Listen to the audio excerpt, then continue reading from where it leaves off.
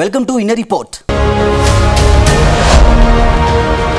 తెలంగాణలో టీపీసీసీ పదవుల భర్తీ మళ్లీ వాయిదా పడిందా? టీపీసీసీ చీఫ్ మహేష్ కుమార్ గౌడ్ జిల్లాల పర్యటన తర్వాతే కార్యవర్గాన్ని భర్తీ చేస్తారా? మంత్రివర్గ విస్తరణతో పాటు నామినేటెడ్ పోస్టుల భర్తీ విషయంలో కాంగ్రెస్ పార్టీ ఎందుకు తాత్సారం చేస్తోంది? మరి నామినేటెడ్ పదవులు ఎప్పుడు భర్తీ చేస్తారు?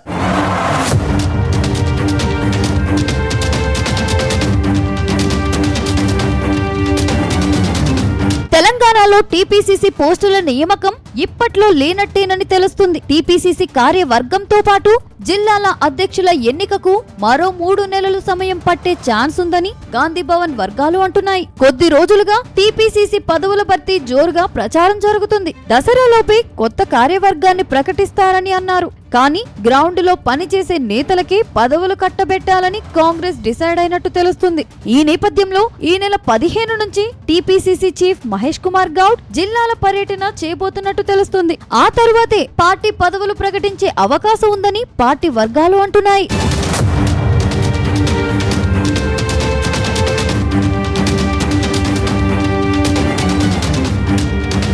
ప్రస్తుతం ప్రభుత్వంలో కీలకంగా ఉన్న నేతలు పార్టీలోనూ కీలక పదవులు ఆశిస్తున్నారు. ఈ జాబితాలో చాలా మంది సీనియర్లు సైతం ఉన్నట్టు తెలిసింది. ఇప్పటి వరకు వర్కింగ్ ప్రెసిడెంట్ గా పనిచేసిన నేతలు ఉన్నత స్థానంలో ఉండడంతో ఆ పదవి కోసం చాలా మంది నేతలు ప్రయత్నిస్తున్నారు. వాస్తవానికి తెలంగాణ కాంగ్రెస్ లో మాత్రమే వర్కింగ్ ప్రెసిడెంట్ పోస్టు ఉంది. రాష్ట్ర విభజన తర్వాత తొలిసారి తెలంగాణలో వర్కింగ్ ప్రెసిడెంట్ పోస్టును క్రియేట్ చేశారు. గతంలో వర్కింగ్ ప్రెసిడెంట్ గా పనిచేసిన సీఎం రేవంత్ రెడ్డి, బట్టి విక్రమార్క, ఉత్తమ్ కుమార్ రెడ్డి, పొన్నం ప్రభాకర్ లాంటి నేతలు కీలక పదవులు దక్కించుకున్నారు. అందుకే చాలా మంది నేతలు ఈ పోస్టు కోసం కొందరు నేతలు లాబింగ్ చేస్తున్నట్టు ప్రచారం జరుగుతుంది. అంతేకాదు పార్టీ జనరల్ సెక్రటరీ పోస్టులకు ఎక్కడా లేని డిమాండ్ ఉందని తెలుస్తుంది.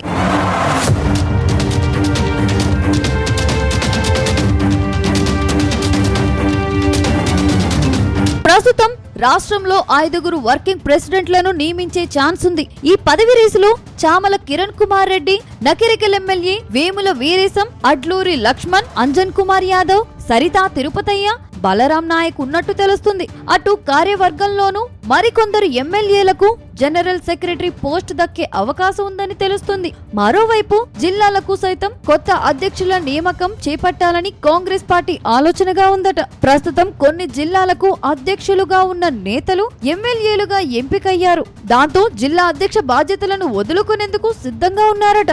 అయితే వీరి స్థానంలో కొత్త అధ్యక్షులుగా ఎవరిని నియమించాలా అనేది ఇప్పుడు అధికార పార్టీకి కొత్త తలనొప్పిగా మారిందట. అందుకే టీపీసీసీ చీఫ్ జిల్లాల పర్యటనకు పూనుకుంటున్నట్టు తెలుస్తుంది. ఈ నెల 15 నుంచి టీపీసీసీ చీఫ్ జిల్లాల పర్యటనకు వెళ్లనున్నట్టు తెలుస్తుంది. ప్రతిరోజు 2 జిల్లాల్లో ఆయన పర్యటన ఉంటుందట. అలా మొత్తం 33 జిల్లాల్లో పర్యటించాకే కొత్త డీసీసీ అధ్యక్షుల నియామకం ఉండే అవకాశం ఉంది.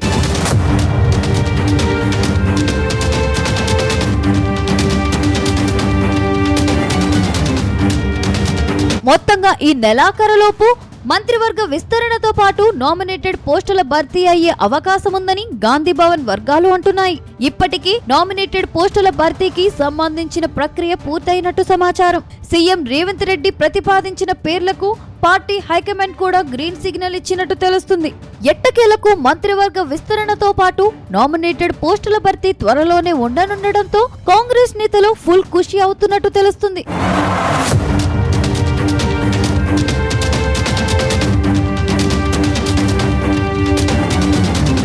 కడప జిల్లాలో వైసీపీ అధినేత జగన్ కు మరో షాక్ తగలబోతోందా? ఇప్పటికే నేతల జంపింగ్లతో పరేషాన్ అవుతున్న వైసీపీకి సొంత పార్టీ లీడర్లే జలకివ్వబోతున్నారా? ఆ పార్టీ మున్సిపాలిటీలో వైసీపీ లీడర్లు పెద్దల మాట ఎందుకు వినడం లేదు? వారంతా అధికార పార్టీతో ఎందుకు అంతలా అంటకాగుతున్నారు?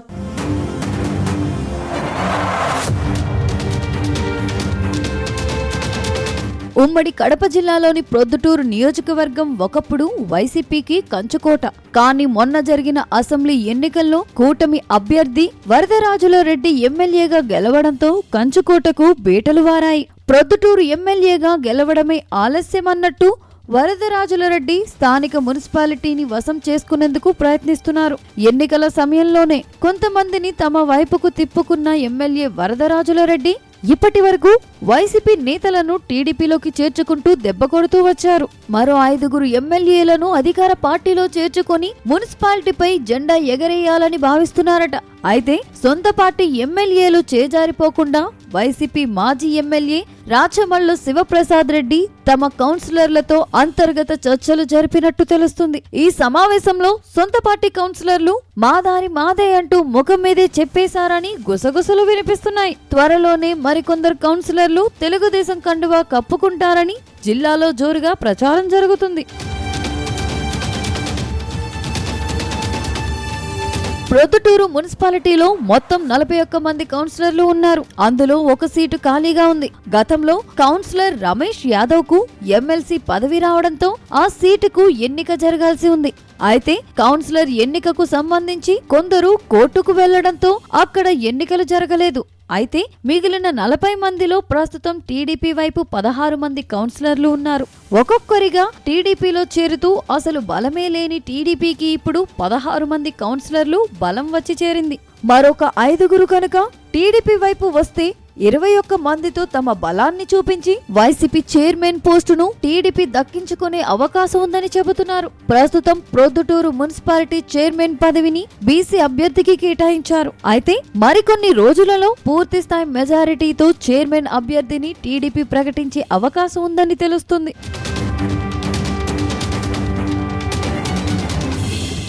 ఏది ఏమైనా మున్సిపల్ ఎన్నికల్లో ఒకే ఒక కౌన్సిలర్ అధికార పార్టీకి ఉన్నారు. కానీ కూటమి ప్రభుత్వం అధికారంలోకి రావడంతో ఇప్పుడు 16 మంది సభ్యులతో కౌన్సిలర్లో అధికార పార్టీ బలం ఒక్కసారిగా పెరిగిపోయింది. అయితే పూర్తి మెజారిటీ సాధించి ఈ నెలాఖరులో కొత్త చైర్మన్ ను ఎన్నుకునేందుకు సన్నాహాలు చేస్తున్నట్లు సమాచారం. అయితే ఇక్కడ మాజీ ఎమ్మెల్యే రాచమల్లు చాకచక్యంగా తన ఆధిపత్యాన్ని కొనసాగించి నెగ్గుతారా లేదా అని జిల్లా ప్రజలు నిశితంగా పరిశీలిస్తున్నారు.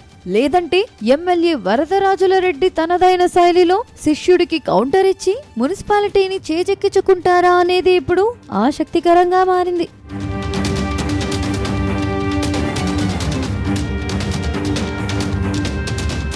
ప్రభుత్వ సంక్షేమ పథకాలపై రేవంత్ సర్కార్ స్పెషల్ ఫోకస్ పెట్టిందా?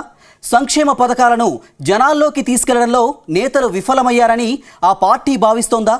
రాష్ట్రంలో కొత్తగా ఆ పోస్టులు భర్తీ చేస్తేనే ప్రతిపక్షానికి చెక్ పెట్టొచ్చని సీఎం భావిస్తున్నారా? ఆ పార్టీలో ఆ కీలక పదవులు దక్కించుకోబోతున్న నేతలెవరు?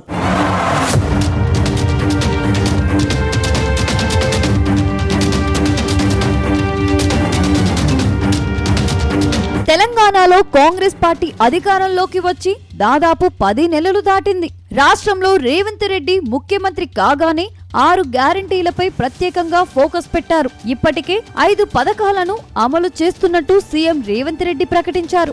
మరో పథకాన్ని కూడా త్వరలోనే ప్రారంభిస్తామని చెప్పారు. అయితే కష్ట నష్టాల కోర్చి సంక్షేమ పథకాలు అమలు చేస్తున్న ప్రభుత్వానికి రావాల్సిన ప్రచారం రావడం లేదని ప్రభుత్వం భావిస్తుందట.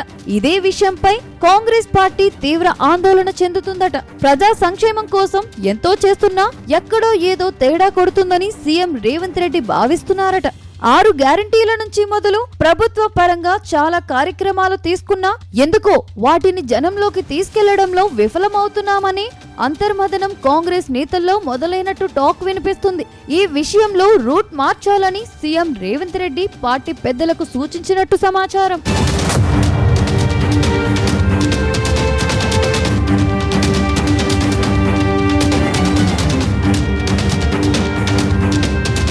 అసెంబ్లీ ఎన్నికలకు ముందు వరకు కూడా రాష్ట్రంలో కాంగ్రెస్ పార్టీకి బలమైన సోషల్ మీడియా ఉండేది. రాష్ట్రంలో కాంగ్రెస్ పార్టీ అధికారంలోకి వచ్చేందుకు సోషల్ మీడియా కూడా ఓ కారణమైంది. మరోవైపు సొంత పార్టీ కేడర్ కూడా కాంగ్రెస్ గెలుపు కోసం చెమటూడ్చారు. కానీ ఎన్నికల తర్వాత పార్టీ కేడర్ డీలా పడినట్టు ప్రభుత్వం భావిస్తుందట. మరోవైపు ప్రభుత్వ తీరును పదే పదే విమర్శిస్తున్న బీఆర్ఎస్ పార్టీ విమర్శలను తిప్పికొట్టడంలో కూడా నేతలు విఫలమవుతున్నారనే టాక్ ఉందట. గతంలో పార్టీ సోషల్ మీడియాలో పనిచేసిన టీమే ఉన్నప్పటికీ ప్రభుత్వ కార్యక్రమాలకు విస్తృత ప్రచారం కల్పించడంలో పూర్తిగా వెనకబడిందని పార్టీలోని ముఖ్య నేతలు భావిస్తున్నట్టు తెలుస్తుంది.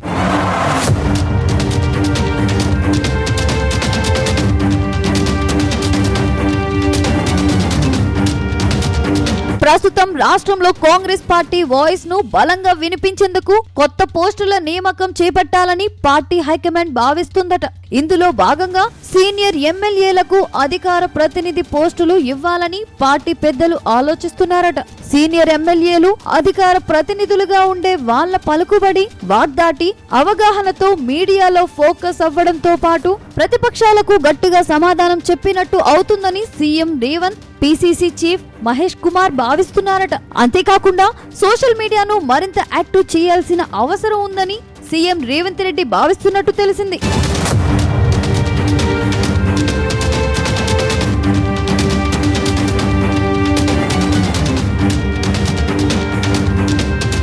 మొత్తంగా ప్రభుత్వ సంక్షేమ పథకాలను జనాల్లోకి తీసుకెళ్లాలని సీఎం రేవంత్ ఫిక్స్ అయినట్టు చెబుతున్నారు. ఎప్పటికప్పుడు రివ్యూ చేసుకుని పబ్లిక్ మూడుకు తగ్గట్లుగా వెంటనే డిసిజన్స్ తీసుకోవాలని నిర్ణయించుకుంటున్నట్లు సమాచారం. ప్రతిపక్ష బీఆర్ఎస్ పార్టీ చేస్తున్న విమర్శలను తిప్పికొట్టి సంక్షేమ పథకాలను విస్తృతంగా జనాల్లోకి తీసుకెళ్లే యోచనలో పార్టీ పెద్దలు ఉన్నట్టు గాంధీ భవన్ వర్గాలు చెబుతున్నాయి.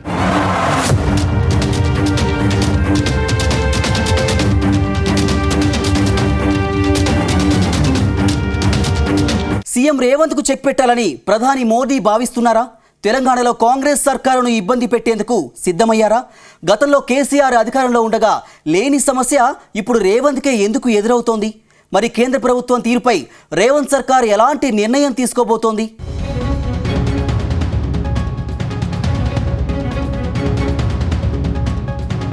తెలంగాణలో పనిచేస్తున్న 11 మంది ఐఏఎస్, ఐపీఎస్ లకు కేంద్రం షాక్ ఇచ్చింది. తెలంగాణలో పనిచేసే అవకాశం ఇవ్వాలన్న 11 మంది సివిల్ సర్వీసెస్ అధికారుల వినతిని కేంద్ర ప్రభుత్వం తిరస్కరించింది. వెంటనే సొంత రాష్ట్రాల్లో రిపోర్ట్ చేయాలని 11 మంది అధికారులకు ఆదేశాలు జారీ చేసింది.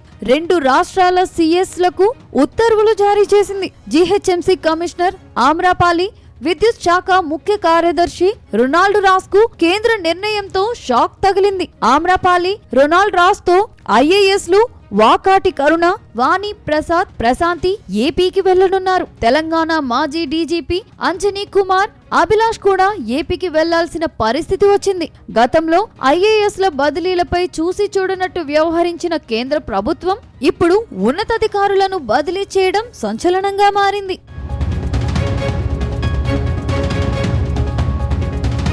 రాష్ట్రంలో రేవంత్ సర్కార్ కొలువుదీరి ఏడాది దగ్గరగా వస్తుంది.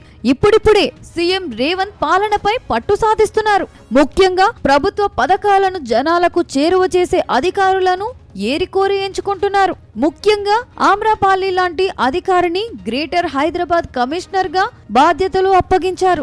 ఆమె కూడా ఆ పదవి బాధ్యతలు స్వీకరించగానే అనేక మార్పులకు శ్రీకారం చుట్టారు. నిత్యం ప్రజలకు క్షేత్రస్థాయిలో అందుబాటులో ఉంటున్నారు. ఎక్కడి సమస్యలను అక్కడే పరిష్కరిస్తున్నారు. వరదలు వచ్చిన సమయంలో స్వయంగా వెళ్లి అక్కడి పరిస్థితులను ప్రత్యక్షంగా తెలుసుకున్నారు. ఇప్పుడు ఆమ్రపాలి ప్రభుత్వంలో కీలకంగా మారారు. ఇప్పుడు అకస్మాత్తుగా ఆమ్రపాలితో పాటు మరికొందరు అధికారులను బదిలీ చేయడం చర్చనీయాంశంగా మారింది. ఇక 2010 బ్యాచ్ కు చెందిన ఆమ్రపాలిని రాష్ట్ర విభజన సమయంలో ప్రత్యూష్ షిన్వా కమిటీ ఏపీకి కేటాయించింది. ఆ కమిటీ సిఫారసుల ప్రకారం ఏపీ స్థానికత ఉన్న వారందరికీ ఏపీ కేడర్ కేటాయించారు. ఈ క్రమంలో ఆమ్రపాలిని కూడా ఏపీకే కేటాయించారు. కానీ తనది తెలంగాణ స్థానికతగా గుర్తించి తెలంగాణకే కేటాయించాలని ఆమ్రపాలి క్యాట్ తో పాటు కోర్టులోనూ పిటిషన్లు వేశారు. అయితే సోమేష్ కుమార్ విషయంలో ఇచ్చిన తీర్పు ప్రకారం ప్రత్యూష్ సిన్వా కమిటీ సిఫారులే ఫైనల్ అని కేంద్రం తేల్చేసింది. ఆ మేరకు ఉత్తర్వులు జారీ చేసింది. మరోవైపు యూపీఎస్పీకి దరఖాస్తు చేసిన సమయంలో ఆమ్రపాలి తన స్థిర నివాసంగా విశాఖను పేర్కొన్నారు. ఈ కారణంగా ఆమెను ఏపీకే కేటాయించారు. తెలంగాణ ఏర్పడిన తరువాత వరంగల్ జిల్లాకు కలెక్టర్ గా చేసిన ఆమ్రపాలి తరువాత కేంద్ర మంత్రిగా ఉన్న కిషన్ రెడ్డి ఓఎస్డీగా ప్రధానమంత్రి కార్యాలయంలోనూ పనిచేశారు. కాంగ్రెస్ ప్రభుత్వం వచ్చిన తరువాత మళ్లీ తెలంగాణకు వచ్చారు. రేవంత్ సర్కారులో ఆమెకు కీలక పోస్టులు దక్కాయి. అయితే ఇప్పుడు ఏపీకి తప్పక వెళ్లాల్సిన పరిస్థితి ఏర్పడింది. తమకు కేటాయించిన కేడార్లో కాకుండా తెలంగాణలో కొనసాగుతున్న సివిల్ సర్వీస్ అధికారులకి ఈ ఉత్తర్వులు వర్తిస్తాయని కేంద్రం స్పష్టం చేసింది. అయితే కేంద్ర ప్రభుత్వ ఉత్తర్వుల వెనుక రాజకీయ ఎజెండా ఉందని కాంగ్రెస్ వర్గాలు భావిస్తున్నాయి. ప్రస్తుతం తెలంగాణలో ఏపీ కేడర్ కు చెందిన అధికారులు కీలకంగా ఉన్నారు. అయితే ప్రభుత్వ పరంగా పాలన విషయంలో వేగంగా స్పందిస్తున్నారు. ఇదే అంశం బీజేపీకి ఇబ్బందికరంగా మారిందని ప్రచారం జరుగుతుంది. వచ్చే అసెంబ్లీ ఎన్నికల్లో తెలంగాణలో అధికారం చేపట్టాలని కమలం పార్టీ భావిస్తుంది.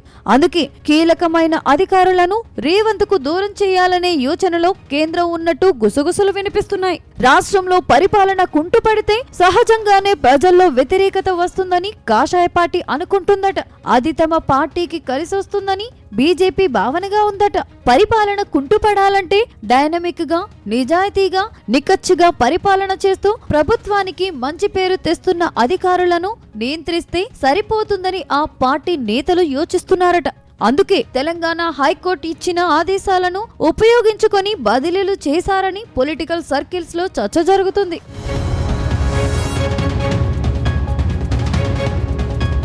మొత్తంగా ఐఏఎస్, ఐపీఎస్ అధికారుల బదిలీల వ్యవహారం పెను దుమారం రేపుతుంది. ప్రభుత్వంలో కీలకంగా ఉన్న అధికారులను బదిలీ చేయడం ద్వారా రేవంత్ కు చెక్ పెట్టొచ్చని కేంద్రం ఆలోచనగా ఉందని తెలుస్తుంది. అయితే అధికారుల బదిలీల విషయంలో రేవంత్ సర్కార్ నెక్స్ట్ ఏం చేయబోతుంది అనేది ఇప్పుడు ఆసక్తికరంగా మారింది.